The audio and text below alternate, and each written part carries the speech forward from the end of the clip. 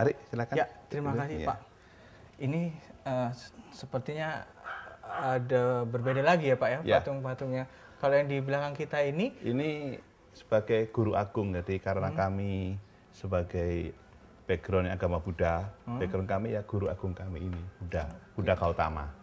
Ya, jadi Buddha ini guru, bukan Tuhan, juga bukan nabi. Kami menyebutnya sebagai guru agung, guru besar. Beliau yang mengajarkan kita yaitu dalam Dharma tadi. Nah, ini kita lagi ada di tempat di mana kita kalau melakukan kebaktian. Nah, gitu. Jadi ruangannya berbeda, ini ruangan untuk kebaktian. Oh gitu ya. Nah, kita bedakan di sana ruangan untuk Tao. Untuk Tao sendiri ya. Oke, baik. Pak Nugroho, saya sedikit merefresh tadi. Pak Nugroho sempat mengatakan ada keinginan untuk merayakan Imlek bersama ya di tahun ini ya Pak ya. Jadi untuk memberikan gambaran kepada masyarakat bahwa Imlek itu bukan milik satu agama. Tapi itu ini sudah berjalan sejak kapan ini Pak? Keinginan ini murni dari Pak Nugroho sendiri? Murni dari saya. Di tahun ini sudah yang keberapa? Jadi kami ingin sudah beberapa tahun yang lalu, cuma kami bertekad tahun ini kalau bisa direalisasikan gitu. Tapi kelihatannya masih belum juga.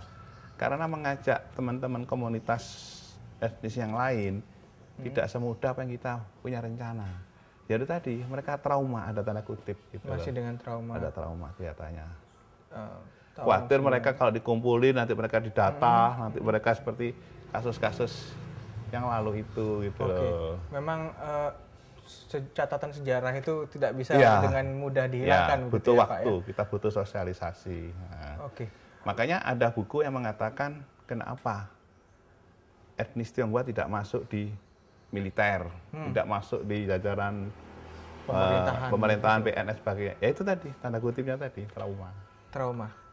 Kalau Pak Nugroho sendiri berada di dalam lingkup pemerintahan atau tidak? Masuk saya. Kebetulan sejak saya ada beberapa sejak tahun 2002 kami sudah masuk dan makanya kami ingin membuktikan pada masyarakat etnis Tionghoa bahwa tidak seperti apa yang ditakutkan itu gitu loh. Bapak memilih masuk di dalam pemerintahan itu apa tidak ada semacam pembedaan begitu yang Bapak terima juga? Justru kami harus selalu eksis, kita harus tampil, kita harus menyuarakan bahwa saya itu ini. Sehingga diskriminasi, kita merasa minoritas itu kan dari kita sendiri sebetulnya. Dan kita mengatakan mayoritas seperti itu image kita sendiri. Saya garis bawahi, merasa minoritas itu adalah dari kita sendiri. Dari diri sendiri. Ya. Padahal sebenarnya tidak ada yang menganggap. Kalau kamu mau eksis, mau tampil, ya mereka juga baru tahu. Nah, seperti kita diajak dialog, diajak wawancara, diundang sebagainya. Kalau Pak Nugroho 100% masih datang. Karena kami diundang, kami terima kasih, kami dihargai, kami harus tampil. Ini loh saya gitu. Nah, jadi kami tidak merasa lagi sebagai minoritas gitu. Jadi kami adalah bagian dari masyarakat. Itu harapan saya seperti itu. Kalau saat ini sudah melalui perjalanan yang sangat panjang ya Pak ya.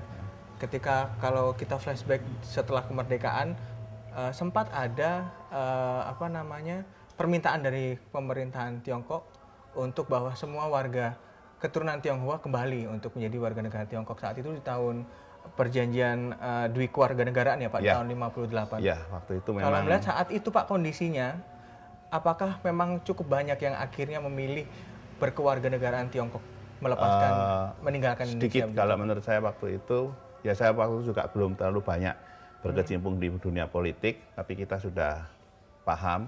Jadi minoritas yang memilih kewarganegaraan yang itu melalui PP 10 ya waktu itu ya, kembali ke dataran Tiongkok itu kecil sekali. Mereka pada maunya menetap di Indonesia. Alasannya waktu itu yang memilih menetap karena apa? Mereka awalnya kan adalah orang-orang perantauan. Ya mereka sudah merasakan tinggal di dataran sana lalu masuk di Indonesia, makanya kadang-kadang di Indonesia disebut etnis Tionghoa ini surganya orang Tionghoa.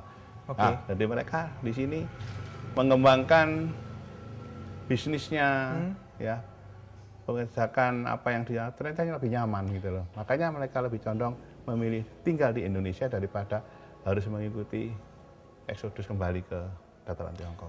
Apapun konsekuensinya. Apapun konsekuensinya, walaupun ya dalam perjalanan baru merasa nyaman di era Presiden Gus Dur itu. Oke, baik. Sempat ada di tahun 62 itu merupakan batas terakhir ya Pak ya? Ya. Warga negara keturunan Tionghoa Ya. memilih salah satu. Oke. Pada saat itu kalau bisa digambarkan kondisinya seperti apa sih Pak? Sempat dengar tidak Pak ada yang menceritakan ke Pak Nugroho waktu itu? Ya, kalau saya tidak langsung ya, karena waktu kita belum terlalu banyak berkecimpung. Tapi orang-orang tua kita memang waktu itu sempat kacau gitu ya. Jadi karena mereka sebetulnya korban dari politik itu sebetulnya. Korban dari politik karena waktu itu dianggap Tiongkok ini sebagai komunis gitu. Jadi suatu dilema bagi masyarakat Tionghoa waktu itu di Indonesia.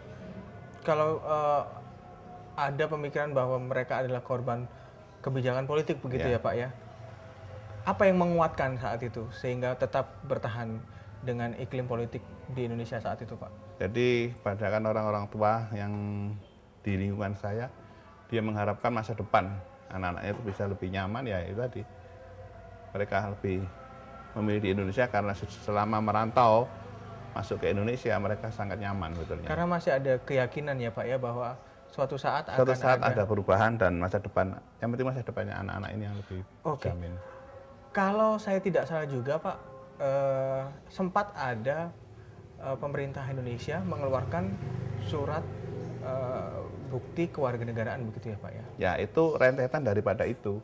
Jadi pemerintah setelah memutuskan demikian, pemerintah minta hal yang otentik tentunya. Jadi membuat sebuah peraturan harus ada surat bukti kewarganegaraan Indonesia, SBKRI. Nah, SBKRI itu menjadi satu landasan. Itu salah satu aplikasi setelah pemutusan diplomatik itu. Oke. Nah, lalu masyarakat yang keturunan harus membuat lahir baru walaupun orang tuanya di Indonesia sudah memiliki SBKRI, harus anaknya bikin, harus bikin. Nah, itu pun berjalan dengan waktu, berjalan dengan kebijakan dari pemerintah, sehingga akhirnya berakhir juga SBKRI itu. Oke, kalau Bapak melihat catatan sejarah ini, yang paling buruk itu di era Orde Baru atau Orde Lama Pak? Perlakuan terhadap kalau saya Orde Lama juga nggak begitu mengikutin ya. Di tahun 95 kita juga mempunyai sejarah hitam sebenarnya. Kasus Jakarta itu. Ya, itu juga merupakan sejarah hitam bagi etnis Tionghoa waktu itu. Baik. Banyak pembantaian, pembunuhan. 98 ya Pak? 98 ya itu ya, 98 sorry. Bapak sendiri sempat memiliki tidak Pak? Kita bicara lagi tentang SBKRI itu. Kebetulan saya waktu itu generasi terakhir kalau nggak salah ya. Karena saya waktu itu waktu SMA kelas 2 saya mengikuti itu dan saya mencoba mengikuti peraturan pemerintah. Saya juga mengajukan SBKRI itu gitu. Berarti sempat memegang ya Pak ya? Sempat punya saya. Surat bukti kewarganegaraan. Oke. Nanti saya lihat ya Pak ya. Bisa. Buktinya ya. seperti apa? Iya. Apa namanya dokumen yang namanya SBKRI itu. Dan bisa tetaplah bersama kami, Lobby akan segera kembali saat lagi.